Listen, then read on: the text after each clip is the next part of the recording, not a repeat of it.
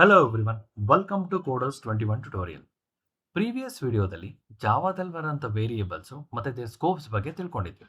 ಈ ವಿಡಿಯೋದಲ್ಲಿ ಜಾವಾದಲ್ಲಿ ಬರೋಂಥ ಆಪರೇಟರ್ಸ್ ಯಾವುವು ಮತ್ತು ಆ ಎಷ್ಟು ಟೈಪ್ಸ್ ಆಗಿ ಸೆಗ್ರಿಗೇಟ್ ಮಾಡಿದರೆ ಅಥವಾ ಡಿವೈಡ್ ಮಾಡಿದರೆ ಅನ್ನೋದನ್ನು ನೋಡೋಣ. ಸೊ ಇಲ್ಲಿ ನೋಡ್ಬೋದು ನೀವು ದಟ್ 8 ಟೈಪ್ಸ್ ಆಫ್ ಸೆಗ್ರಿಗೇಟ್ ಮಾಡಿದ್ದಾರೆ.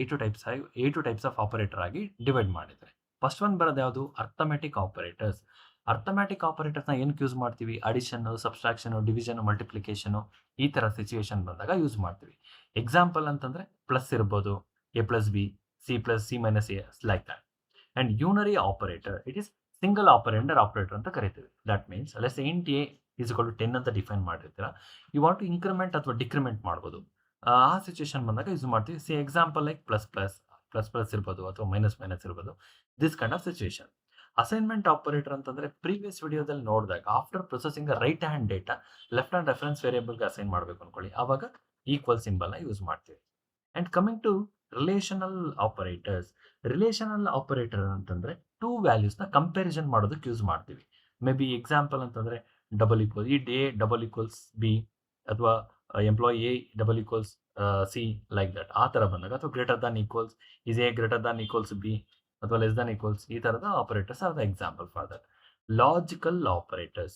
ಲಾಜಿಕಲ್ ಆಪರೇಟರ್ನ ಲೂಪ್ಸ್ ಕಂಟ್ರೋಲ್ಗೆ ಇಫ್ ಲೂಪ್ ಇರ್ಬೋದು, ವೈ ಲೂಪ್ ಇರ್ಬೋದು, ಡೂ ವೈಲ್ ಇರ್ಬೋದು, ಈ ಥರ ಲೂಪಿಂಗ್ನ ಎವ್ಯಾಲ್ಯೂಯೇಟ್ ಮಾಡೋದಕ್ಕೆ ಯೂಸ್ ಮಾಡ್ತೀವಿ.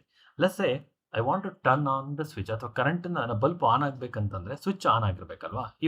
ಇಫ್ ಕಂಡೀಷನಲ್ಲಿ ಸ್ವಿಚ್ ಆನ್ ಆಗಿದೆ ಮತ್ತೆ ಆನ್ ಮಾಡಿದವರು ಆಥರೈಸ್ಡ್ ಆಗಿದ್ದಾರೆ, ಈ ಥರ ಎರಡು ಕಂಡೀಷನ್ ಬಂದಾಗ ಆ್ಯಂಡ್ ಇರ್ಬೋದು, ಈ ಥರ ಕಂಡೀಷನ್ನ ಸ್ಯಾಟಿಸ್ಫೈ ಆದಾಗ ಆ ಬ್ಲಾಕ್ ಎಕ್ಸಿಕ್ಯೂಟ್ ಮಾಡಬೇಕು ಅನ್ನೋ ಸಿಚುವೇಶನ್ ಯೂಸ್ ಮಾಡ್ತೀವಿ. ಮೇ ಬಿ ಆ್ಯಂಡ್ ಇರ್ಬೋದು, ಆರ್ ಇರ್ಬೋದು. ಅರ್ಧ ಬೆಟರ್ ಎಕ್ಸಾಂಪಲ್ ಟರ್ನರಿ ಆಪರೇಟರ್.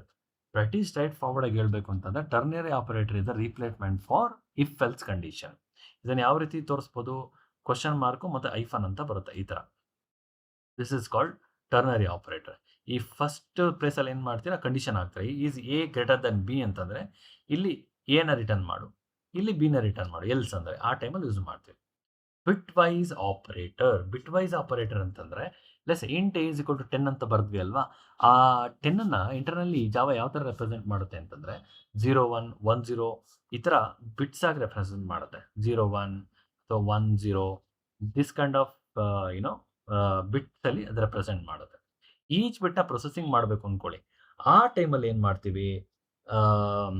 ಈ ಬಿಟ್ ವೈಸ್ ಆಪರೇಟರ್ನ ಯೂಸ್ ಮಾಡ್ತೀವಿ. ಎಕ್ಸಾಂಪಲ್ ಯಾವುದಂತಂದರೆ ಬಿಟ್ ವೈಸ್ ಆರ್ ಅಂತ ಬರುತ್ತೆ. ಅಂದರೆ ಬಿಟ್ ವೈಸ್ ಆರ್ ಅಂತಲೇ ಬರುತ್ತೆ, ಓ ಆರ್ ಅಂತ. Bitwise or, bitwise and, this kind of the example operator. Shift operator.